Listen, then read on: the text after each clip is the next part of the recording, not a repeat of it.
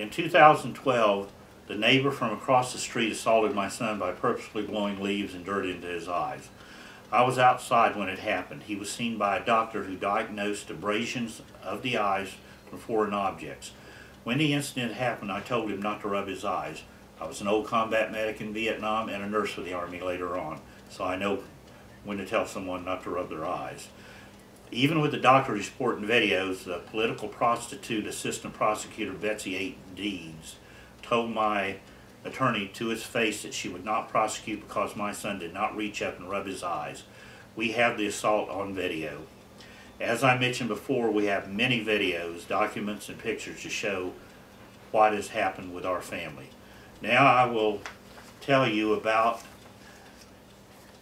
an investigation that a federal agency is getting ready to do in Beavercreek. This is an agency that's going to examine Beavercreek's denial of Regional Transit Authority's request. Regional Transit Authority in Dayton, Ohio is the bus system. It serves a wide area, not just Dayton, Ohio. And a federal agency has launched an investigation into allegations that the Beavercreek City Council discriminated against minorities when it unanimously voted against adding 3 bus stops near the mall at Fairfield Commons. A civil rights specialist with the Federal Highway Administration will lead the investigation and will meet with leaders for Equality in Action, this is called LEAD, in Dayton during a public meeting at 7 p.m. April 9th at College Hill Community Church, according to organization officials.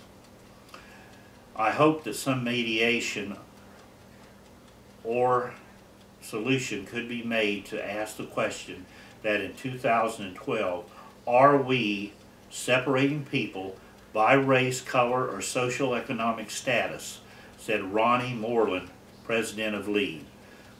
The Federal Transportation Agency launched an investigation and scheduled a week-long meeting in the Dayton area for a civil rights specialist after LEAD's attorney filed a 252-page civil rights complaint that alleges the City of Beavercreek Council voted against adding 3 bus stops near the mall was discriminatory and prevents a number of minority workers from obtaining jobs in these areas.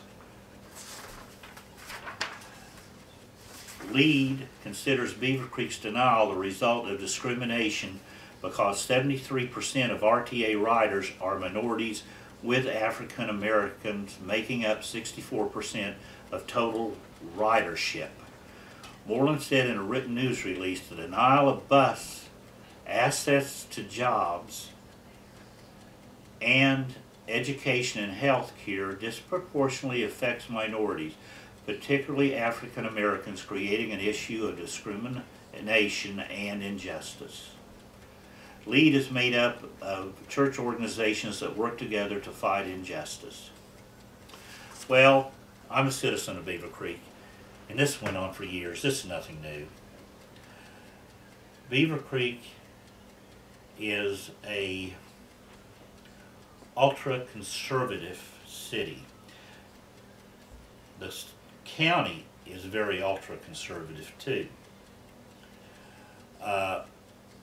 99.9% of the people in this county are Republicans. There are maybe in the whole county 3 or 4 elected officials, and none of them on a county-wide basis that are Democrat. We are moderate Democrats in this family, and we have had all kinds of problems because of it, including who we were going to vote for, being asked who we were going to vote for by police, people placing nooses in their backyards after they've seen bumper stickers on our cars.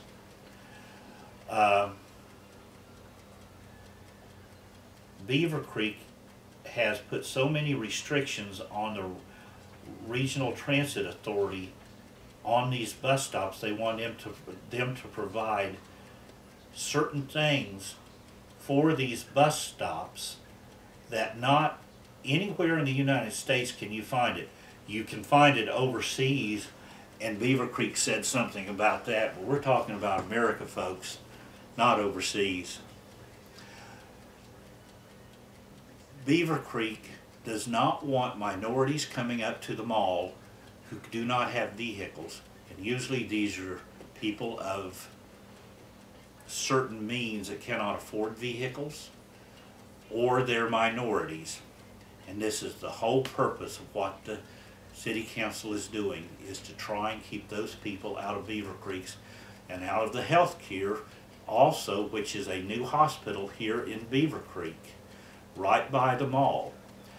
In order for these people to get into the mall now, they have to get off at a bus stop, which is a mile to a mile and a third away from the mall, walk across a very busy intersection called Colonel Glenn, walk up a road, cross a bridge across the main interstate area, and then walk another third of a mile to get to the mall. That is ridiculous. So this is the city of Beavercreek. Now, how can they get away with such thing? Well, I'll tell you how this county gets away with it. We have a state attorney general by the name of Michael DeWine. In the 80s, Michael DeWine was the city prosecutor.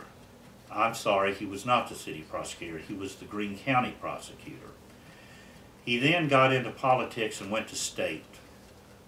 He appointed his assistant prosecutor, Bill Skank, to be the prosecutor of Greene County in his place once DeWine went to state. They tied up Greene County politically. DeWine became a U.S. Senator. When he seen the handwriting on the wall in 2006 that he would not be reelected to the Senate, he was able to get some of his political cronies appointed to federal court positions. One of these was Bill Skank's. And when Bill Skank left as the Greene County prosecutor, he got appointed his assistant prosecutor, who is one of the political prostitutes of Greene County, to the position of Greene County prosecutor. When Bill Skank was appointed to the federal courts through some maneuvering of his buddy Michael DeWine, Bill Skank's had a drinking problem and still has a drinking problem.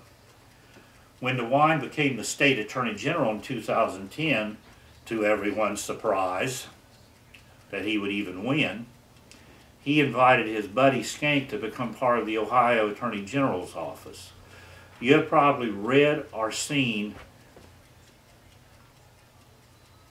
in a certain part of Ohio about a problem that was going on with one of the high schools. I will continue this video in a few minutes. Thank you.